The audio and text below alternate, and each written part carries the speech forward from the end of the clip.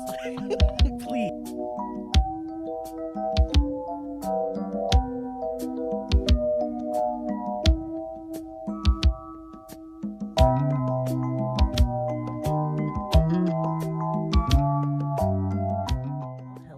Hello, everybody. Thanks for tuning in to i.B.Artin. I'm Mars. And I am Kira Ray. We're your hosts.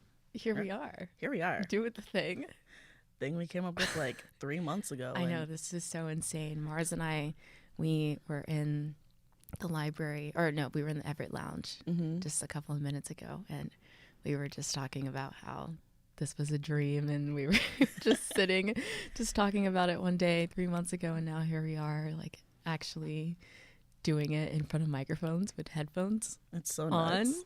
talking to each other. It's just so cool. No, yeah. It definitely is like wild that we're actually at this moment of recording. Because we were just, shooting thoughts around.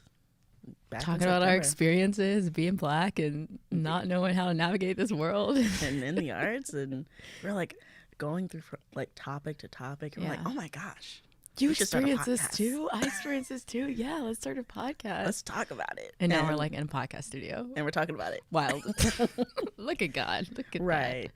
that. Oh my gosh. But yes, welcome everyone to the i.B.Artin podcast. This is our first episode of season 1, and we are so excited to be doing this and sharing this with you guys, sharing our experiences being Black and navigating the world of arts administration. And yeah, just excited to bring you guys with us and connect with everyone that tunes in. So yeah, connect with the experiences that you've had, share the experiences we've had, and hopefully be able to connect them and, also let you know you're not the only one going through it. Yeah. Sometimes we don't really have the chance to connect within the arts. Like, it's so dog eat dog in a lot of the disciplines, and we're like, okay, yeah, I want to get to know you because we're the only people that look like us. Yeah. But also we're competing against each other. Yeah. So, no. Yeah, it's so interesting because you know that you sometimes see that other people are experiencing the same thing as you. I see Misty Copeland on stage, or I see dancers at Dance Theater of Harlem, and I'm like, okay, I think that they've had the same experience as me. Like, maybe they've been the only Black person in a room, but at the same time, I don't exactly know for sure because I've never had a conversation with them. So even though you're navigating the world and assuming that you share experiences with people, at the same time, you think that you're the only one experiencing things also. So it's like this weird, duality of feelings, and you're like, I feel so lonely, or I don't know, it's so weird. It is it's incredibly lonely, and you're really only able to relate to yourself until you get that chance to talk to the others, and it's like, okay, am I actually gonna take that chance? And you just never really know how it's gonna go. But I think for us, we're in different disciplines, we're from different areas, and we're like, wait a minute, we are going through some of the exact same things, and we don't have too much in common in terms of our arts backgrounds. So I think that was a really big connect for the two of us, especially wait a minute, hold on, 2 different areas. Yeah, how, what? Yeah, it's we're saying some of the same stuff, just in a different font. Yeah, and we'll actually give you guys some background as to how Mars and I even got to this moment of sitting in a space together and recording. And so both of us, we are in our first semester. Ooh. First year at Teachers College, Columbia University. And come on, Ivy. Come on, Ivy League, girl. It's crazy because I know for me, when I was going to undergrad, I never thought that I would be able to attend an Ivy League institution. I was I'm not smart enough. People would never even want to even consider looking at my application and everything. And I remember when I was applying to undergrad, I even said to my friends, I was like, I'm going to apply to Cornell just so I can get a fancy rejection letter. I literally said that to people. And when I look back on it, I'm like, girl, believe in yourself. Your grades were fine and all that stuff. But anyway, for so long, I thought that I wasn't capable of, walking the halls of these very esteemed, you know, in professional institutions. But once I graduated from TCU, I was kind of just like, you know what the heck? Like, let's just apply and see what happens. And then I got in and I was like, oh my God, this is real. And for a second, I did think that the acceptance letter was actually a rejection letter. Oh, nuts. Like, I was like, why is there confetti? I was like, this is the most fanciest rejection letter ever. But then it was like, you're ready to change the world. I was like, yes. But here we are. And Mars and I are in the same program, the arts administration program. And before we started the semester officially, we received like student profiles of everyone in our class. Yep. And Mars will share her side of the story of this in a second. Ooh. But I remember when I opened them up, you know, like when you start something new, when you go anywhere, you're like, all right, where's the Black people? Like, right, immediately. Like, where are you? I want to make sure I have someone in the space that like somewhat understands what, you know, I may be going through, even if we don't end up connecting, you know, in person. But we got the email of the student profiles and I was looking through it and I was like, just let there be one. Just let there be one. Please just let there be one. Ooh, and I saw Mars and I was like, okay, bet. I was like, bet she's going to be the first one I go up to. But Mars, you want to share what you said to me about like when you were like talking about with your friends and nuts. Looking through the profiles? Yeah, so of course we got the email and I was like super excited just to see, one, how many people were in the program, and then two, I was like, please don't let me be in another situation where I am the only one. Because for my cohort in undergrad I was the only one and there was only 15 of us, so I'm like, all right, not too bad. Ooh. And we're opening up that document and I'm just scrolling and I'm like, okay, so many names. I saw my bio. I'm like, okay, so there's me. Let me keep scrolling. See Kira, and I'm like, okay, whoo. And then I'm like, wait a minute. There's a lot more bios after hers. How many people are in this cohort? And so I'm scrolling. Mind you, it's not completely done. So I counted. There's like, at the time, there was like 40 45. something. Yeah, 40. Yeah, and it was just us two. And I'm like, maybe there's some more than just us two. Who knows? But there wasn't. But that's a big cohort. There was ginormous. There were 67 of us in total. Yeah. Now 62. Yeah. And it's still just us two. Yeah. It's just us two. And I'm like, oh.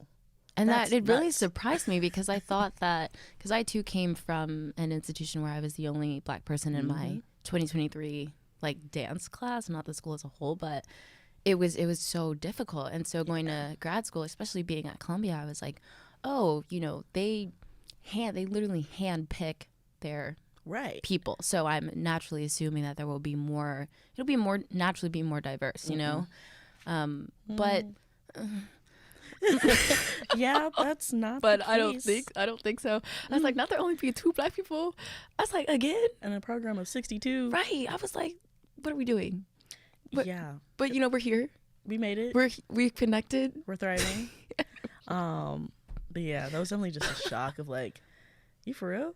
Yeah. 2 out of 62.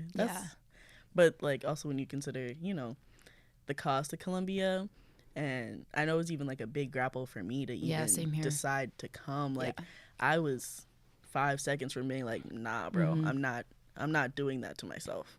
But we did that to ourselves. Yeah.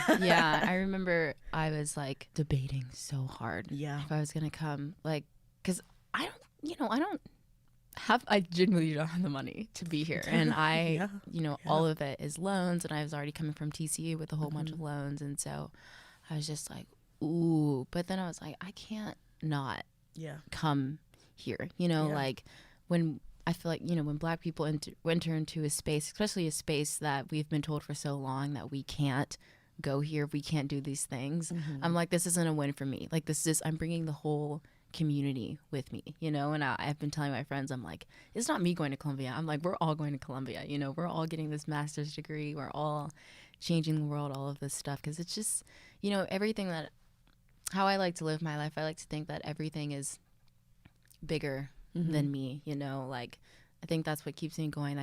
That's what keeps me passionate about working hard, and sometimes being uncomfortable, being in places and spaces with people that don't look like me, and what makes me be okay with being the only one, because I'm at least starting to pave a way for more to come through in the future. Exactly. So yeah, but I guess how we got here, Mm-hmm. keeping the story going. Right.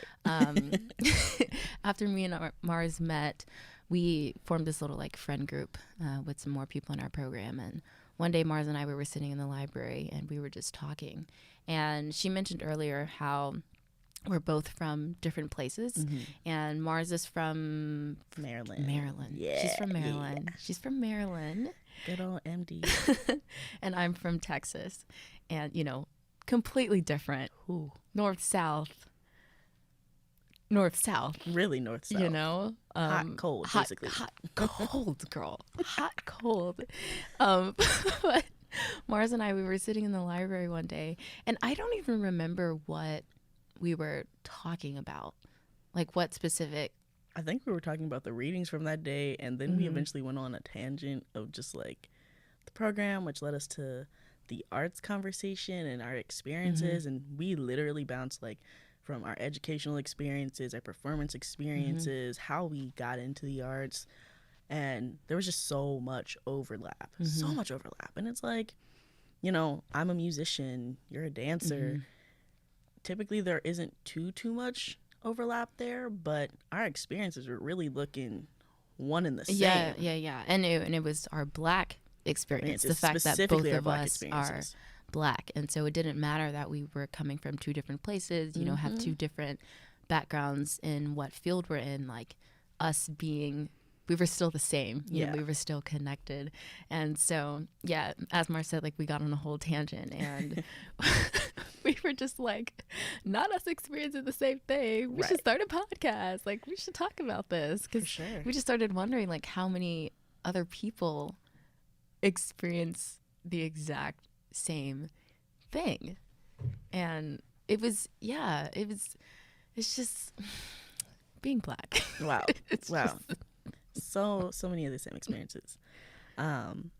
So really, how did we get to our name, i.B.Artin? Yeah. What transpired for us to get there? What does it stand for?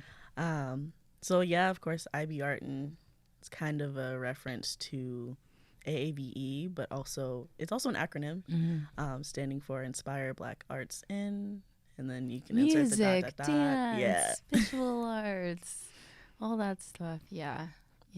We were sitting, we had, after our first initial conversation in the library, we had many more after that. So many more. Trying to, you know, like, come up topics about what we wanted to discuss on the podcast. But I remember when we were specifically thinking about the name, we were like, well, we had so many lists. We had so many, and I wish I kept the other names that we had written down, because we were all over the place. We're talking 20 names deep, like, which one really resonates with us?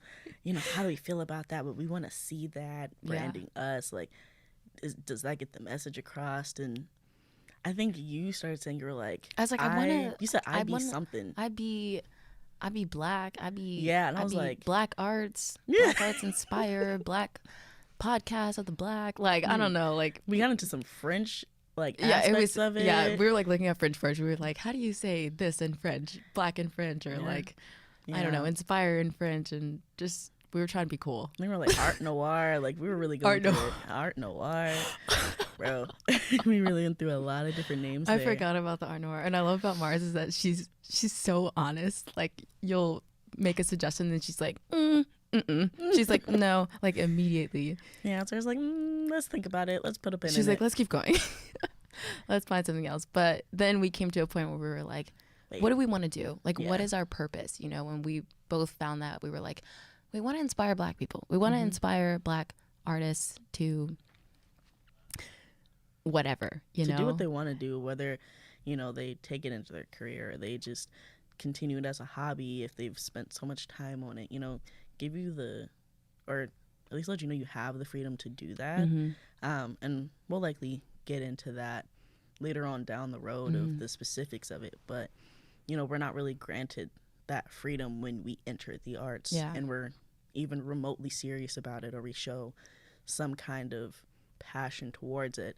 We're pushed into, oh, are you gonna make this your career? Is this sustainable? And it's like, dude, I just want to art. Like, can you let me art first, figure out where it fits in my life? And if you start as a kid, boom, that's out the window, because whether it's family or school, that's kind of just being forced on you of like, yeah, you're gonna keep doing that, and if you don't keep doing that, you're a quitter, you're a failure. Yeah, I hate how that just guilt exists if you want to step away from the arts. And I talked about this with you because I feel like I've been in this big exploratory period of what art means to me, and like, do I want to keep dancing?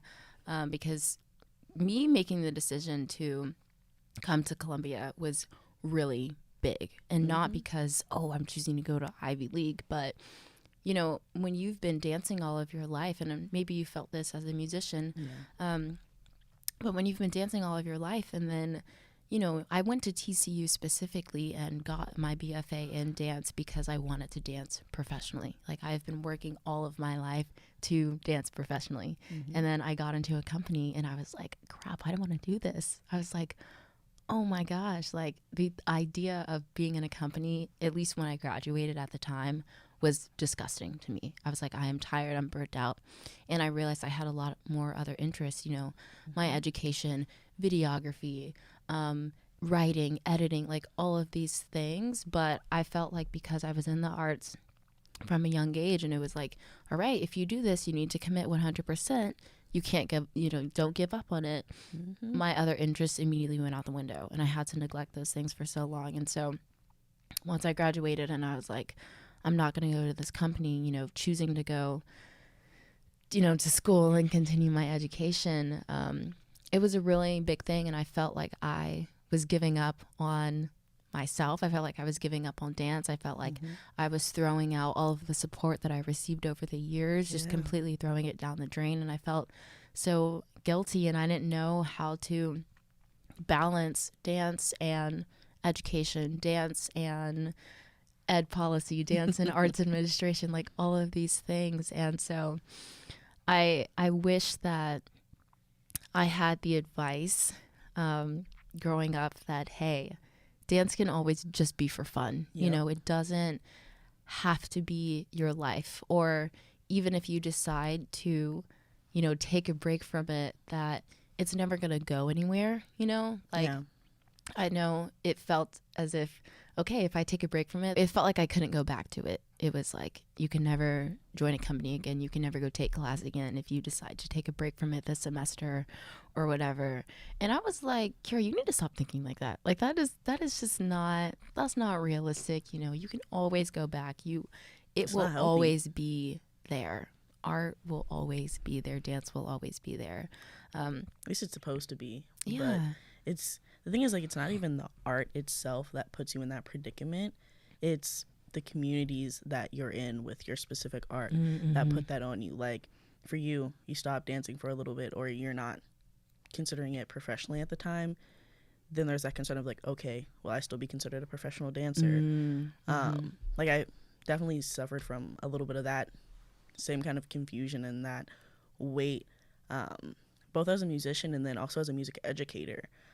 So got my undergrad degree in music education, focus in violin. And, you know, I started teaching. I took a gap year before coming here. And some of the challenges that I faced as a teacher were a little crippling. Like, I was like, whoa. Specifically with just the route that I took. Should have taken a different route with the teaching for sure. You know, we live and we learn. But feeling inadequate as a teacher despite knowing my skills as a teacher, and then because of that and because of undergrad in general, feeling drained with my instrument. Like, I had already felt drained in high school going to performing arts high school, and there I was a violin major. Taking that into undergrad for music ed, but still with the focus in my violin, re-drained me again. Like, it started back up of like, oh yeah, I really want to do this. I'm taking this seriously. I'm excited to be playing my instrument again. And then by the end of those 4 years, I'm like, please get it away from me. Yeah, please. I'm done. Get it away from me. I'm done with this. Get me out of here, please. Genuinely. And like, it's hard when you've made your passion a part of your career, because if you get sick of it, that's not an outlet anymore. And I was kind of at that point once I stopped teaching for a little bit. I was at that point and I'm like, I can't go to what it is that I want to do. And my other instruments, I don't like, I'd pick them up here and there, but it wasn't the same. And so having that feeling of like, okay, I can't go to that anymore, and still like grappling with, can I consider myself a musician if I'm not playing if my I'm not instruments actively actively? playing? Yeah. The answer is yes. Yes, you can, but you know, that's hard. It's easier to say than to feel that. And I think that's the biggest thing is like, we're so, I guess, like stuck on what our particular communities are going to say. Yeah, I mean, also like the arts, you know, your performing arts, especially like, you know, sometimes it's easy to equate your value and your worth as a person, as a professional, you know, in whatever field you're in.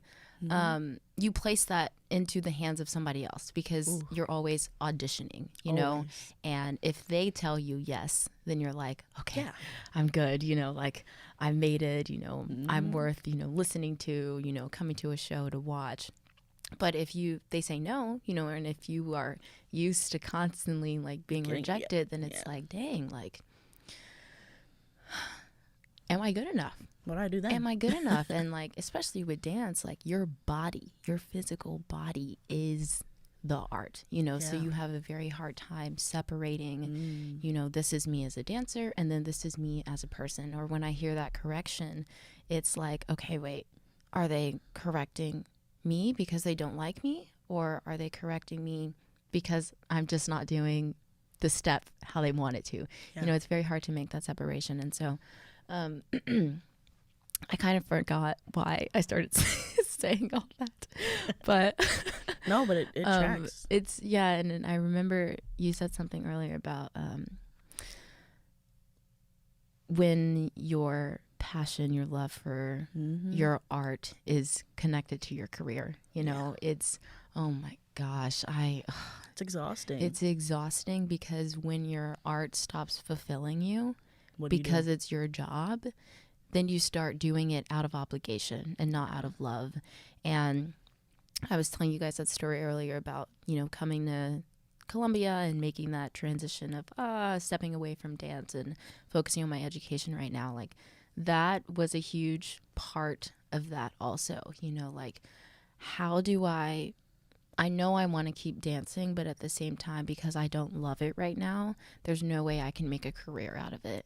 Because I was like, if I'm going to keep going, I have to do it because I love it, not because I'm telling myself I have to do it or because the world is telling me I have to do it, because you won't survive. You won't survive, you know, like and I'm dancing, like it's my fit, like I'm exhaust, like my body that I carry with me every single day into whatever space, dance, or if it's the bank or if it's a classroom, like that's with you. It's with me, you know, there's no separating it. And so moving out of place of love and trying to continue to love the arts when it's something that you have been doing forever, and especially in an academic setting. Because another reason Mars and I connected was because I went to a performing arts high school too, and then I studied dance in college. And dance in academia, art in academia in general is exhausting because I feel like that's when you start moving away from I'm doing this because I'm loving it to I'm doing it because I have to do it and I have to get through this program because it's a grade and I need this to graduate. Exactly. And you stop doing it for yourself, you know, you start doing it for the teacher that's out the front of the classroom, and so you just kind of start to die out and get burnt out along the way, and it really sucks. It does. But I will say you can refine your love. You can for it, and sometimes it does take stepping. You know I'm goofy girl. For sure. Sometimes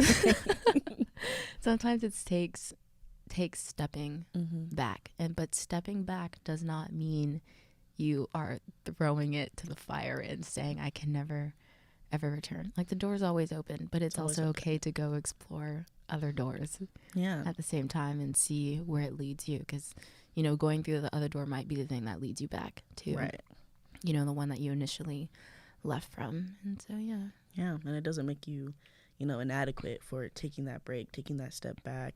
You know, it's okay to take step back from, whatever it is that brings you joy sometimes, if it stops bringing you joy. And like, I think other areas kind of give a little bit more leeway to take a step back, but it's always so crippling when it comes to the arts, and you want to take that step back and take that break. And like, performing art, because you have to, if you don't practice every day, like, you can lose it. Then you can lose parts of it. Lose it, you know. And I played the violin for when I was hated it, but I get it. I played the violin when I was younger, and like, even if I went a week without practicing, like, I noticed how my fingers, you know, they couldn't move as fast as they could, you know, when I was practicing consistently. And same thing with dance, you know, I can be on my leg, you know, doing, you know, 4 pirouettes, and I'm like, ooh, yeah, that's because I'm in the studio every single day, actively always working on my balance. But then, you know, I take even just 2 days off. It's like, whoa, girl, whoa. What are you doing? It's like, what do you mean rest? Why did you rest? Right. You don't need that. It's like, now we're stiff. Now we're stiff. Stiff everywhere. And I'm like, don't look at me. I'm like, teacher, please stay on that side of the classroom. It's like, don't come over because here, I'm like please. falling. Like, it's just a mess. But that's a whole nother topic though that we could get into, like the toxicity of. Ooh, girl. It's already on the list. It's on the list. It's already on the list. But there was one more thing that I wanted to jump back to. You mentioned something about like, am I a professional if I stop, or if I step away from this for a little bit? And I remember I had to do a lot of mental and emotional and inner work when it came to choosing to not dance professionally and go to school.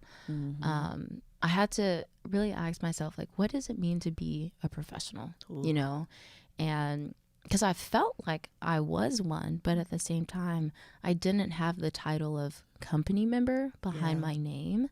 And so it was like, is anybody going to take me as a legitimate artist if I'm not actively dancing with the company right now? And I remember coming to a place of like, it's not just a title that makes you professional. You know, it's the way that you act. It's the way that you carry yourself in spaces. It's the way that you communicate with people properly. Like, it's a combination of things that makes you this one thing that can deem you as a professional. And a professional in your eyes may also look different from, you know, the perception of somebody else and how they define professionalism. And so, you know, I had to learn how to validate myself and not always need, you know, the teacher at the front of the room telling me that I am good enough, telling me that I'm a professional, telling me that I am capable, and all of this stuff.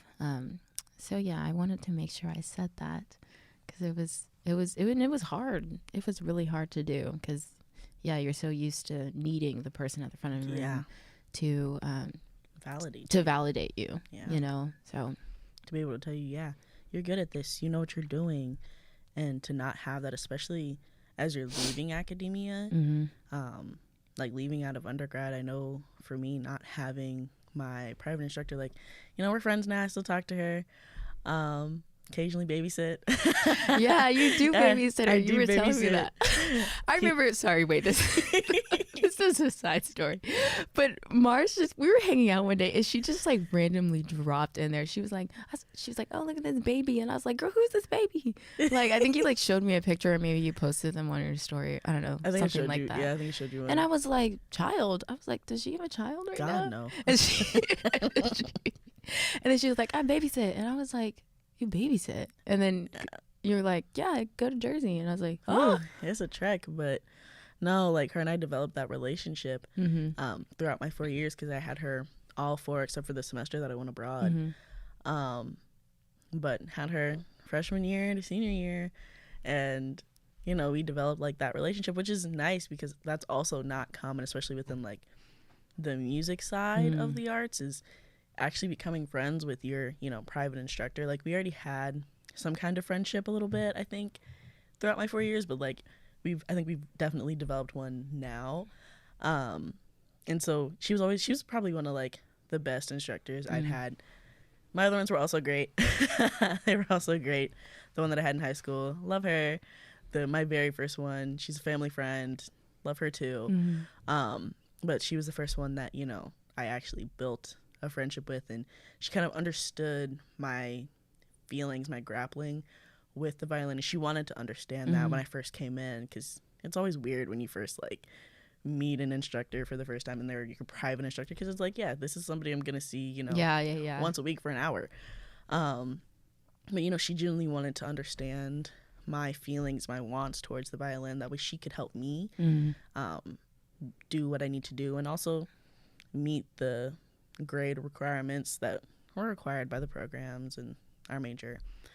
I think she definitely kind of played a large part in me still having some kind of excitement for it throughout my 4 years. Like, I don't know if I would have had that or stayed with it if she wasn't in your life. Yeah, had she not been like so understanding of it. And that was really hard, because I was like, whoa, I'm seeing other peers who are also like violin primaries, and they're like switching from instructor to instructor each semester, and I'm like, ooh, I don't gotta deal with that. Yeah. You're like, I have my person. Yeah, I did, and I was like so thankful for her. So yeah, it's hard not to have that, like, that encouragement to keep wanting to play, because it's like, oh wow, you know, I finally found someone who kind of like understands and is like able to, who has the experience and the professionalism as a violinist, to be able to encourage me and kind of help me like with technique and things like that. And now that's not a thing. Yeah That's not really a thing. And even now, like, we obviously still talk, and she still is like validating like the fact that, yeah, I'm not really playing as much as I was before. And that's okay. That doesn't make me any less of a professional, any less of a musician, any less of a educator, just because I'm not playing as much right now in this phase of my life. Yeah. And I honestly, like, I'm a little jealous of you that you have, you know, that person, you know, that's able to encourage you in this time and still make you feel like validated and loved, even though you're not playing an instrument, you know, at this, you know, in this current moment. Because I want that, you know, I want that person. I've felt very lonely in my career as an artist, and mind you, I'm still growing, you know, I'm still learning new things, I'm still meeting new people, but I feel like I haven't had that one consistent person who is a dancer, who is Black, who has navigated all of the challenges as a dance world. I haven't had someone like that as a mentor to help me experience, you know, these new feelings that I am experiencing right now, since I've stepped away from dance for a little bit. And I crave it so bad. And you know, I've bought a lot of books recently, and I've been like pouring myself in all of these readings. You know, I have like Angela Davis and Bell Hooks, and I just got Missy Copeland's book, and in her book right now, it's called The Wind at My Back. She's explaining to me about her mentor was Raven Wilkinson, and Raven Wilkinson was the first Black ballerina in Ballet Russe de Monte Carlo, and that's like major. But Misty became her mentee, and in her book she was explaining to me how like it was so important for her to have that person, because Raven for her helped her bridge that gap between Misty as a dancer and Misty as a person outside of dance. And I feel like I'm wanting, you know, I'm very much wanting someone like that for myself, because you know, we need a little guidance. For sure. We definitely need guidance in this world, and to assume that anybody can do anything alone, I think that, you know, I don't think that's the best assumption, you know. Like, I believe that everybody needs somebody, and everybody needs some kind of mentor in every area of their life. You know, you need your personal life people, you need your career people, you know, you need your dance people, you need your spiritual group people, you know, whatever it is that you partake in. Like, we always need those people who have that wisdom to give us some advice and to help us navigate life right now. And so, yeah, I'm like, I've been praying. I've been like, Lord, like, please bring me somebody that understands because I feel so lonely still. But, I'm okay. Still thriving. We're still thriving. I journal a lot. And so that, that's been helping. And, reading books, making a podcast, I needed reading. I've been reading these books because it's been helping me connect, even though I'm not directly connected with Misty Copeland, obviously. Right. Lord, I wish. Even though I'm not directly connected with her, like just reading her experience is already making me feel better. And tying that into this podcast, like I think that's exactly what we're trying to do, doing the same thing with connecting with people, even though we don't have a personal connection with them. Because sometimes, seriously, all it takes is just hearing that someone has experienced the same thing as you, and then you're like, community. Okay, I'm good. Right. Community is so important, and especially as Black individuals, whether you're in the arts or not, like, we need each other. We need each other to make it in this world, and to keep a healthy mind, and feel as if we're loved, and all that stuff. So just to be whole. Yeah, just to be whole. Yeah. No, but I think, like, now that we're kind of like talking about the mentor aspect, it definitely makes me incredibly appreciative of the professor that kind of got you and I through this last part of it. Y'all, let us tell you. Love her down. Let us tell you about her this bad. lady. Oh. She's amazing. She is like the only Black full-time faculty in the arts administration program. Oh my gosh. She is she sought us out. She sought us out. We're speaking. I don't want to sound weird as we're like speaking into these microphones, but I'm like, I don't even have the proper words to explain how amazing this woman is. So I just want to be like, oh, she's so amazing. But I feel like me making those sounds might sound a little weird. Might sound a little nuts. Might sound a little wild, but it's true though. Like, so to give y'all some context, Kira, she had texted, I'm in the library, at least from my side, I'm in the library one day, and Kira, she sends me a text and she's like, hey, ran into Professor so-and-so, and there's this event going on, just to meet some of the like other Black students in TC and the faculty in this room. Like, she wants us both to go. Would you be down? Are you free? And I'm like, sure, why not? Like, I was just working on stuff for an asynchronous class. So boom, we meet up there, and we're meeting some other faculty, some other students here, all Black, of course.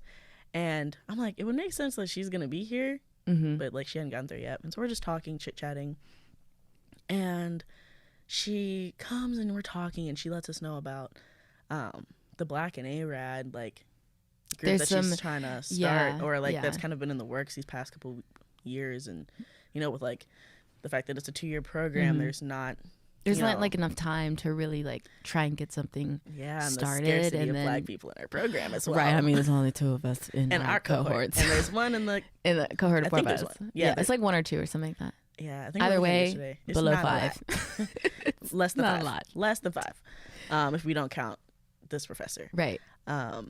But she's telling us about that, and then we start talking more about how like, oh wait, we could kind of help this and also like start a podcast, because we got back into this conversation now for a second time at the moment, and this is back in, but I feel like October. We were more serious about it this time, especially since she said that there was funding. We were like, funding. Oh, we love the money, right? It's like, especially if we don't have to come out of pocket, and like this is something that could be through that. And so she came back around after she had her conversations, and we were telling her about this, and she's like, there's a podcast studio. Yeah, and we're like, what? Really? What are you talking about? Because at this point, Mars and I were literally on Amazon, like looking at podcast, like podcast equipment, recording equipment, looking up on YouTube how to start podcasts, like all this stuff. Actively sitting there trying to figure this out. Yeah. And she's like, oh yeah, like there's a way that you can, do all of that for free through TC. Just sign up. Yeah. And we're like, huh? And so she's like, actually, do you all have some time? And so then we go on this little field trip, and we come to the studio. Well, we go somewhere else, and we get to see this other like art kind of gallery / exhibit that's here in the campus, which we didn't know about. So that was really cool. So who knows what we'll do with that information now, but still really cool. Got to meet some more people. Did a lot of like unplanned networking, which was great. But then she brought us down to the studio, and we met, I think, two gentlemen. Yeah, I think they're like two. They're a part of like the admin. They're a part of the studio. Yeah. Our lovely producer. She probably knows who they are. I would imagine. Yeah. How long ago was that? Was it maybe like a month? No, that was like in October. October, yeah. So much has happened since October. It doesn't even feel like December. It's been a dense semester. We ain't even gonna get into it.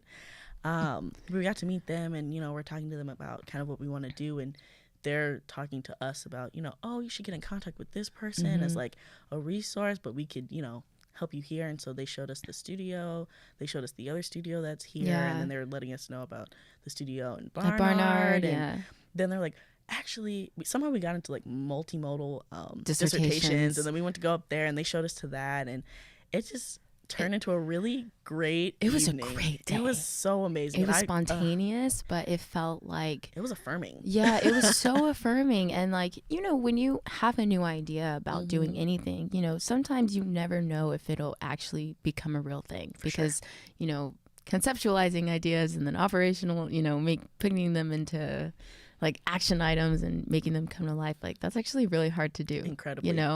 And that's where people stop. That's where people typically don't keep going. Yeah. And so like definitely am very blessed to be in a space like TC, even despite being so few in numbers in terms of like the Black population, like this is a huge win, and a huge stepping stone, and I can literally feel us like paving the way for other people that might touch this space. And so it was really affirming. And I remember when we first walked into the studio, like Mars and I's face like lit up, like we looked like a kid at a candy store, like we were like, oh my gosh, because it was the moment I feel like we both knew that like this is real, like this can be a very real thing. And our minds immediately just started going, and the next day we were like Google Doc sharing it with you right now, writing things down, trying to come up with a name and all of the stuff. And now the stuff got us here. Here, baby. We're here. We're doing it. No, like it's funny now, but like it really is so exciting that we've gotten to this point and gotten past the brainstorming, gotten past the like figuring out the details, figuring out a logo. That was took weeks. Oh my god, yeah. Because we're like, we kind of like this, but then we kind of don't like that. And I remember we had something, and then I was like, I think you mentioned something about having an afro, and I was like, okay, I'm vibing with it. And then I was just playing around, and I was like, what if we added a second one? What if we added a second two one? Of them? And I was like, there's two. Like, how can we structure this? And we even like talked to our friends about it within like our little friend group chat. Yeah. And I showed them, and I was like, they were sitting like right next to me, and I was like doing the extra little things, and I was like, wait, this looks really cool. And so I texted to Kira. Like a development off of it. Yeah. I was like, how do you feel about this? I sent her a screenshot, and she was like, wait a minute, I like that. I like that a lot. Yeah. And it was so funny. I remember we had a little so much work. So I wanted the B. Oh, bro, please. I wanted the B to be a microphone because I wanted people to be able to just look at it and be like, some kind of like podcast thing. Yeah, because the B is a mic. But Mars tried it many times, and I was like, I kept being like, try it again, like maybe it'll work this time. And she's like, Kira, no, it's not working. She was like, it's not working. And after she sent me the final design that we have now, she went back in. I went back in. I texted her again, and I was like, I still want the B to be a mic. And she was like, hang it up, Kira. She was like, it's not gonna happen. No, because so she went back in. Initially we just had i.B.Artin, and like all the letters were the letters, but then she went back in and she changed the I to a paintbrush, and I was like, okay, I like that. That makes sense. And she moved the dancer. Initially, the dancer was behind the first eye. The first eye, like the leg, was behind the first eye. And so she went in, she moved that to the side. And then we play with the microphone a little bit too. Yeah, just move. I think you had it on the T, and so I was like, what if we moved it to the A? So it's like balanced. Yeah. A for amp, audio, you know, things that like a mic. Like yeah. It kind of makes sense. And then you were like, I still kind of want to see the B to be a mic. And I said, like, girl, let it go. Yeah. Let it go. We did tried it so many times. Like, let it go. Hang it up. Okay. I was like, I'm going to let it go. Because we tried. I'm like, I see the vision. However, it's not working. It's a lot of effort. That was effort to see that vision with the B. It was not working out. But I liked it. I did. Listen, we tried it. And you know what? And sometimes all you just you trying is enough. Yeah, we just got to try. You tried. It doesn't mean that needs to be the real thing, you know? Fair. So it's fine, you know? Because here we are today. We love it. We do. Made an Instagram post. Period. Putting it everywhere. So stay tuned. Basically. Stay tuned. Basically. Stay tuned. Promise there won't be any changes to the logo, unless I go in secretly and try and add the microphone. Right. Right. Oh my gosh. We are going to go ahead and wrap this podcast up. You know, we are again to just reiterate what we said at the beginning. We're so excited to be starting this new, thing, going down this new journey with you guys and with one another. You know, it's been such a blessing, getting to meet Mars, and I'm happy that we can connect and share experiences with not only one another, but bring that to a larger audience and everything. So yeah, stay tuned, guys. Please. We have so much more juicy stuff, and we just can't wait to share it. For sure. And you'll get to hear from some other people as well. Yes, we're going to bring on special guests. For sure. So you're not just going to hear the two of us all the time.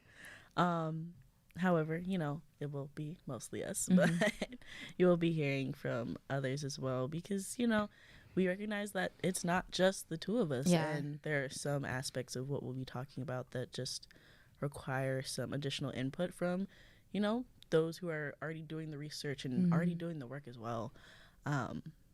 So we want to share those resources with you. We want to be a resource. We want to be an encouragement. We want to be a safe space.